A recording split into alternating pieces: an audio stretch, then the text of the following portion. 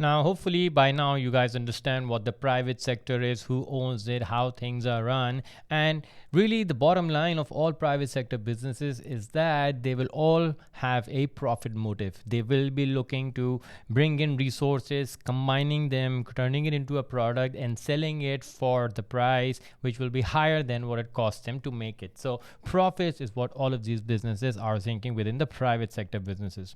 And finally, we've come to the last three legal structures that a company could have within the private sector. And we'll start off our discussion with the first of these categories, joint ventures. Okay. Now, for a joint venture to exist, first there have to be two separate companies. And we'll be looking at the joint venture structure through an example today, the example of two separate businesses, which were Sony and Ericsson. You guys would all know Sony from products such as PlayStation, their TVs, their cameras, their Walkman used to be a very popular product that they came out with. So Sony, which is a Japanese company, they specialize obviously in making electronic products, gadgets, and such things. And what Sony had going for them, the big advantage at the time they had was that they were good at making screens. Okay, they were already making camera, they were making TVs, so they knew how the technology of screens worked. Now, another company somewhere sitting in Sweden called Ericsson was a giant in telecommunications. So the technology that goes into phones, that connects the phone one to another, the cell towers, the satellite, all that side of it, Ericsson was one of the top manufacturers of that technology. Now, these two businesses were individually operating within their own markets. Sony selling to the camera people, the TV people, the PlayStation people, and Ericsson was selling to all the telecoms that still needed radar technology and cell technology and things like that. Now, joint ventures take place when two separate companies decide to combine their forces for one particular project.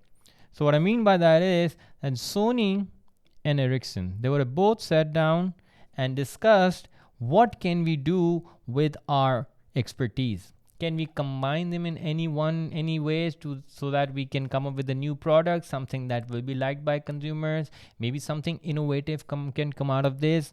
And that project that they formed was called Sony Ericsson. And Sony Ericsson was the first company that came up with colored screen phones. The smartphones that you and I use today, it's all been made possible because Sony and Ericsson decided to create a joint venture and start producing our favorite cell phones. Okay, now because of cell phones, now we have Instagram, we have Facebook, we have Zoom, you can contact anyone you like, emails, all within the palm of your hands. And that was only made possible because these two decided to join their forces and form this project called Sony Ericsson. By themselves, they may not have been able to do it. Sony did not have the telecom expertise that Ericsson had, and Ericsson did not have Sony's expertise in making screens. But together, when the power combines, and in the end, what you get as a result is a completely unique product, which really a smartphone, the first ever color screen phone was. And since then, as you say, the rest is history. We all know that pretty much every household has at least one smartphone, if not everyone within a household. So it's become a common household product because of these two companies deciding to join their forces for a special product. Okay. Now, of course, there are certain advantages that come with forming their joint venture. First of all, you don't have to have all the knowledge to make a product. You can rely on another company to provide you with that knowledge. And you don't have to put in all the money down yourself. When two companies combine their resources to form a new project, they will both be equal partners in the new venture, which in this case was Sony Ericsson. So Sony Ericsson would both have made equal contributions to it so that they can also gain equal profits from it. So it's all about sharing the responsibility, sharing the information, the knowledge, anything that you know can help you to make a better product together as a force. That's what the objective of a joint venture is. I'm just going to look at some of the advantages and disadvantages of forming a joint venture and what companies should expect when they decide to form a joint venture.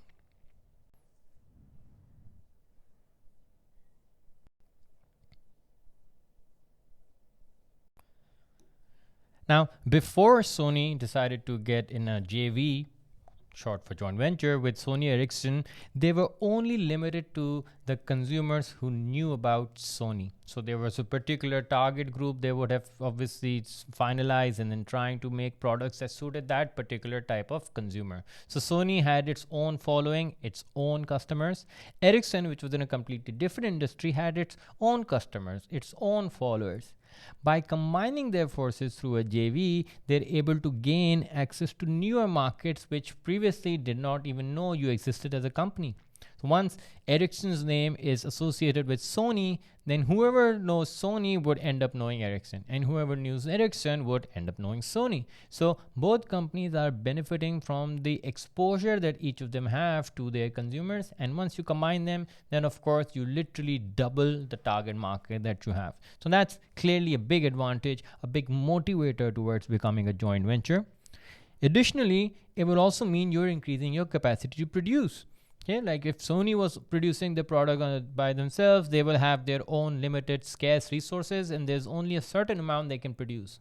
But with Ericsson's support, they can take care of half the production themselves, the other half Ericsson could do it, and together they can specialize. And once you specialize, once you divide your labor according to the expertise that you have, you're going to end up with increased capacity. And increased capacity, if fully utilized, will result in higher output, and higher output will result in higher sales. And that's essentially the objective for all businesses. So joint ventures take you one step closer to having the ability to produce in a at a larger rate. Also, since both companies are sharing the responsibility, they will put in equal amounts into the business so that the risks are shared equally. If it was the Sony was doing this whole thing by themselves, then whatever the losses were would all have to be covered by Sony.